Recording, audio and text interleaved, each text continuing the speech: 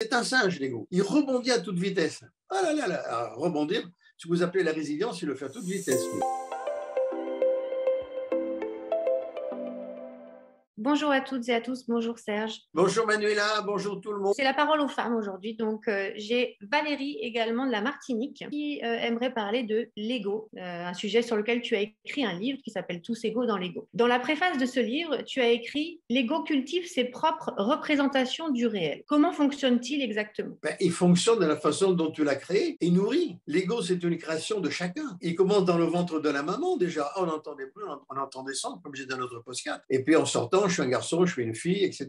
Il se crée tout un monde. Tout ça, c'est des filtres. Comment dépasser l'ego? L'ego meurt quand vous mourrez. Alors évidemment, c'est pas évident. Il y a ceux qui disent oui, mais on va faire des séminaires contre l'ego. Alors là, vous rendez l'ego, quoi. C'est un singe, l'ego. Il rebondit à toute vitesse. Ah là là là, alors, rebondir. Ce que vous appelez la résilience, il le fait à toute vitesse, lui. Non, moi j'ai un ego, j'en suis très très content de mon ego, vraiment très content, parce que j'ai pris un autre chemin, mais je ne peux pas l'expliquer en public. Donc note ça, Oui. parce que rien que ça vaut une conférence qui vaut son poids d'argent. Comment j'ai fait pour avoir un ego qui me laisse en paix et qui me rend service au contraire? Oui, alors que la plupart des gens justement sont en guerre ou essaient de contrôler ou gérer leur ego. Non.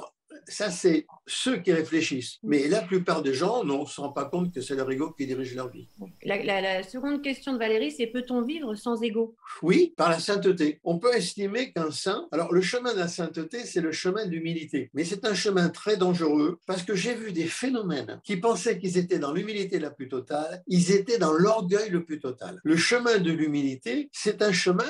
Moi, je ne sais pas, je suis incapable. Hein. C'est le chemin de l'humilité. Donc là, on peut dire qu'il n'y a plus d'ego. Maintenant, je suis mage christique, mais j'ai toujours un ego. Voilà. Donc, sachant que j'allais vivre avec l'ego, qui est quand même une partie de moi, une création de moi, comme un enfant, comme un père et son enfant, je devais m'en occuper. Quelle est la différence entre l'ego et l'orgueil? Ça n'a rien à voir.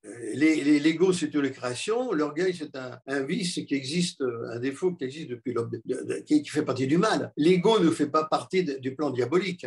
L'orgueil fait partie du plan diabolique. On peut avoir un ego et être dans la fausse humilité. Hein. Il adore ça. Parce qu'il joue. L'ego joue. Quand je dis qu'il joue, le mot n'est pas adapté. Il s'adapte. Tu veux qu'on joue l'humilité? On va jouer l'humilité. Et en fait, il n'y a pas de vraie humilité. Donc pareil, l'orgueil, on va jouer l'orgueil. Ça veut dire que là, dans ce que tu dis, l'ego a sa propre conscience de survie. Oui, il n'a que ça. Hein. Or, il faut savoir que la survie, dans le plan visible, et les humains, et les végétaux, les animaux, tous dans le plan visible, nous avons l'instinct de survie. Mais il faut savoir que dans les plans invisibles, tous les êtres de l'invisible ont l'instinct de survie aussi. Hein. C'est donné par Dieu pour nous donner la force et la volonté d'aller plus loin. L'instinct de survie. C'est pour ça que je ne me bats pas contre mon cancer. Je trouve que c'est folie de se battre contre le cancer. J'ai le cancer, j'ai rendu grâce à Dieu de m'enlever ce cancer inguérissable, inopérable et tout. Il paraît qu'il a diminué, tant mieux, j'en suis très content. J'accepte tout cela et j'essaie de renforcer mon terrain immunitaire. Donc mon ego réagit bien aussi. Oui. Il ne prend pas, oui, il faut se battre contre le cancer. Mais non, on ne va pas gagner. Non. Pourquoi se battre? Dans la guerre, il n'y a que la guerre qui gagne. Ça me fait penser à ce que tu dis toujours, que ça ne sert à rien de vouloir